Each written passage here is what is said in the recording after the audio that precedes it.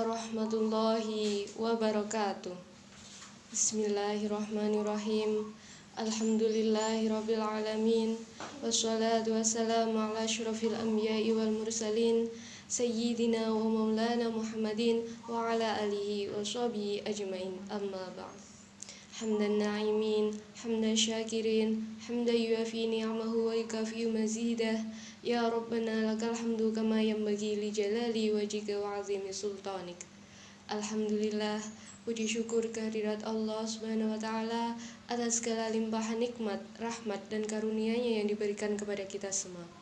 Salawat dan salam semoga tercurahkan kepada Nabi Muhammad sallallahu alaihi wasallam, dan semoga kita senantiasa mendapat syafaat baginda Rasulullah di yaumil qiyamah.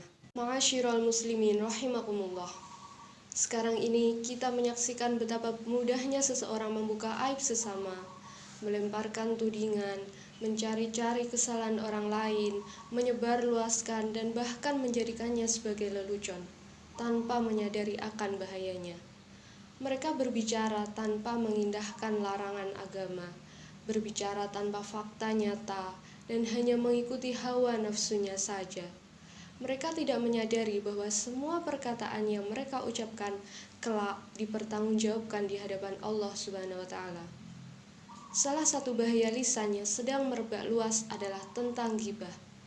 Ini terjadi di mana saja, baik di pasar, di warung, halaman rumah, dapur, ruang tamu, tempat kerja, dan bahkan di masjid dan di mushola sekalipun. Ironisnya, hal ini sudah dianggap biasa dan menjadi hidangan keseharian dalam pergaulan. Juga tak kalah serunya dengan adanya acara-acara infotainment tentang ghibah di berbagai media massa, yang kerap kali menyebutkan keburukan orang lain. Berkenaan dengan hal ini, Allah Subhanahu wa taala memberikan peringatan dalam Al-Qur'an surat Al-Hujurat ayat 12 yang artinya, "Wahai orang-orang yang beriman, jauhilah kebanyakan dari prasangka, karena sesungguhnya sebagian dari prasangka itu adalah dosa. Dan janganlah kamu mencari-cari kesalahan dan aib orang lain, dan janganlah kamu menggunjing atau ghibah sebagian dari yang lain. Apakah seseorang dari kamu suka memakan daging saudaranya yang telah mati? Maka tentu kamu jijik kepadanya. Oleh karena itu, jauhilah larangan-larangan tersebut, dan bertakwalah kepada Allah.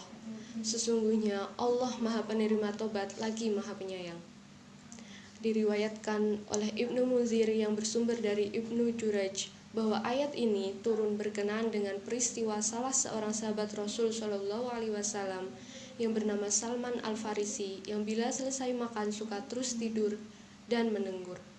Pada waktu itu ada orang menggunjing perbuatannya. Maka turunlah Quran surat Al-Hujurat ayat 12 yang melarang seseorang mengumpat dan menceritakan aib orang lain.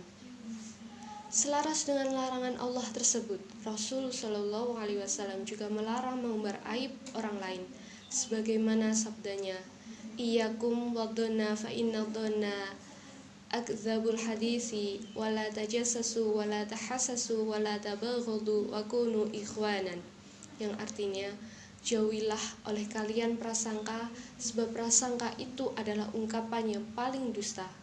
Dan janganlah kalian mencari-cari aib orang lain, jangan pula saling menebar kebencian, dan jadilah kalian orang-orang yang bersaudara. Hadis riwayat Al-Bukhari.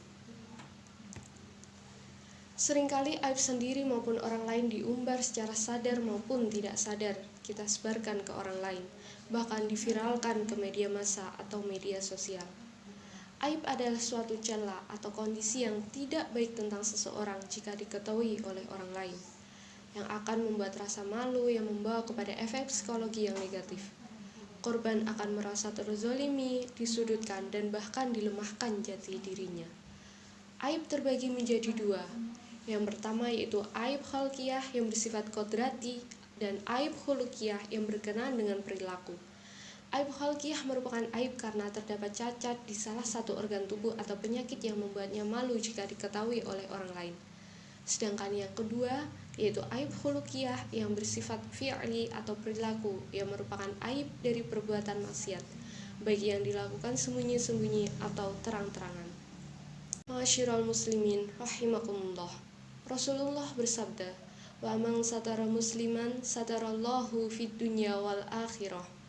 Yang artinya, barang siapa menutupi aib seseorang, Allah akan menutupi aibnya di dunia dan akhirat. Hadis riwayat Muslim.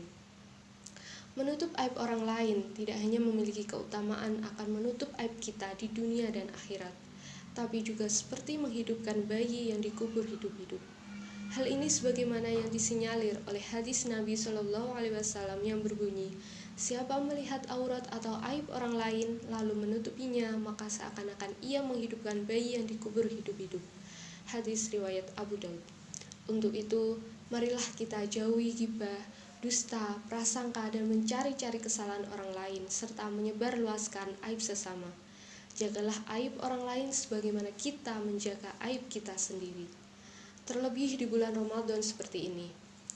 Diriwayatkan oleh Imam Ahmad, Imam An-Nasai, dan Imam Ibnu Majah dari Utsman bin Abi Al-As bahwa puasa merupakan benteng dari neraka, seperti benteng salah satu dari kalian dari perang. Selagi benteng tersebut tidak dibakar oleh kebohongan dan ghibah. Hadis di atas menunjukkan bahwa puasa sebagai benteng dari neraka bagi orang yang melakukannya itu memiliki dua syarat, yakni orang tersebut tidak melakukan kebohongan dan melakukan ghibah saat menjalankannya. Sebab dua hal tersebut dapat membakar, merusak, dan menghapus benteng tersebut. Oleh karena itu, hendaknya kita menjadikan Ramadan ini menjadi madrasah yang untuk memperbaiki akhlak kita. Dengan terbiasa menerapkan akhlak baik selama Ramadan, diharapkan hal tersebut akan terus berlanjut di hari-hari setelahnya. Sekian yang dapat saya sampaikan. Apabila ada kurangnya, mohon maaf yang sebesar-besarnya. Wallahul muwaffiq ila aqwamit thoriq. Wassalamualaikum warahmatullahi wabarakatuh.